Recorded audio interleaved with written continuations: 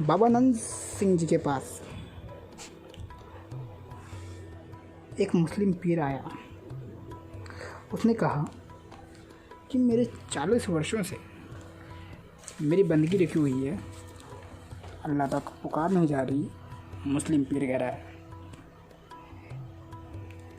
इससे पहले मैं आपको बता दूँ, बेल आइकन को प्रेस करें, तीर्थंकर वर्धमान ज्ञान सागर को सब्सक्राइब करें और सात्विक मूवमेंट जो चल रहा है उसको ज़्यादा से ज़्यादा फैलाएं, उसको शेयर करें। तो मुस्लिम पीर ने कहा कि मेरी बंदगी रुक गई है, कुछ करें। बाबा हरनाम सिंह के पास आए, बाबा हरनाम सिंह, बाबा नंद सिंह, धन धन बाबा नंद सिंह के गुरु रहे गुरु नानक जी जैसी शख्सियत। बाबा जी ने कहा, हरनाम जी ने कहा कि 40 वर्षों से जो तो कलमे पढ़ता है, अल्लाह को याद करता है, जो आयतें पढ़ता है वो पढ़ता रहे, बस एक काम कर दे कि मांस खाना छोड़ दे।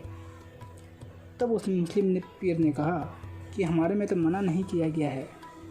तब बाबा जी ने कहा कि जहाँ 40 सालों से खा रहा था, 40 दिन और भी करके देख ले, मेरी बात मान ले।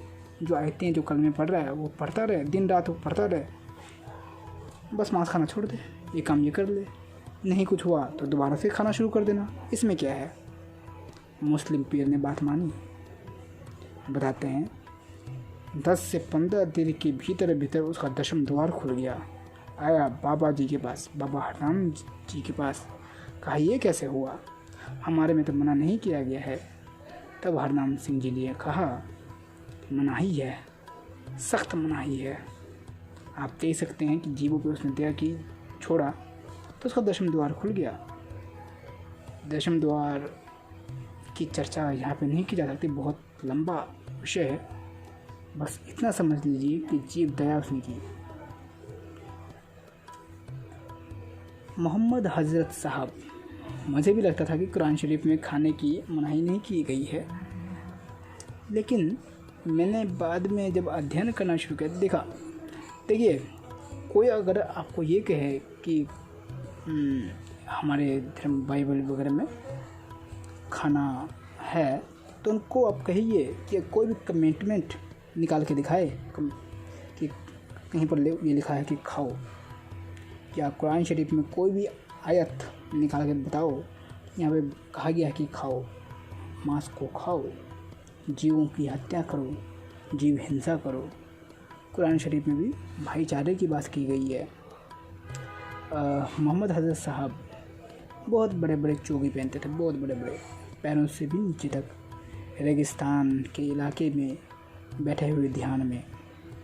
एक भेड़ या बकरी का बच्चा उनके कपड़े पे आके सो गया।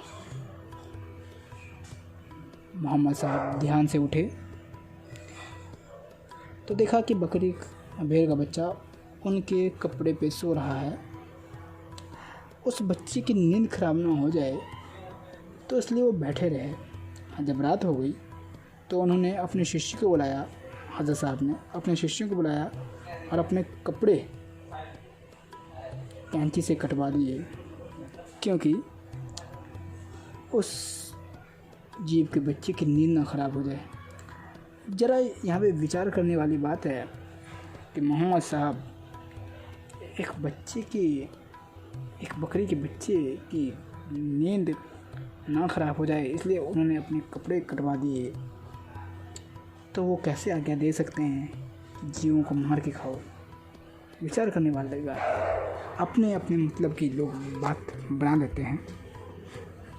तो कबीर साहब क्या कहते हैं इस पर, रोज़ा धरे मनावे अल्लाह, स्वादत जी संघारे,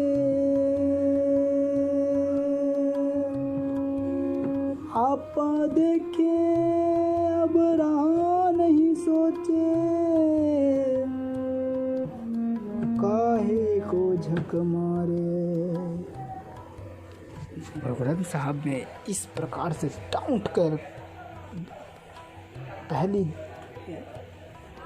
बार है जो गुरु ग्रंथ में इस प्रकार का टाउट किया गया है कि रोज़ा रख के अल्लाह को मना रहा है, उस परमेश्वर ईश्वर भगवान को खुश करने के लिए रोज़ा तो रखता है, लेकिन उसके बाद उसी के बनाए हुए जीवों की हत्या कर रहा है। क्यों झक मार रहा है? इसे अच्छा नहीं करता, जीवों को भी मार रहा है और ऊपर से कह रहा है कि अल्लाह ईश्वर की पूजा इबादत कर रहा है, फिर ईश्वर के ही प्राणियों को मार रहा है अपने जीव के स्वाद के लिए। फिर दिन भर भूखे प्यासे रह के क्यों झक मारता है? ऐसे ऐसे रोज़े रखने का क्या फ़ायदा जब जीवों को ही मारना है, जीवों पे दया ही नहीं है। तो इसलिए इस बात को समझिए और वीडियो को ज़्यादा से ज़्यादा शेयर कीजिए। धन्यवाद। जय जिनेंद्र।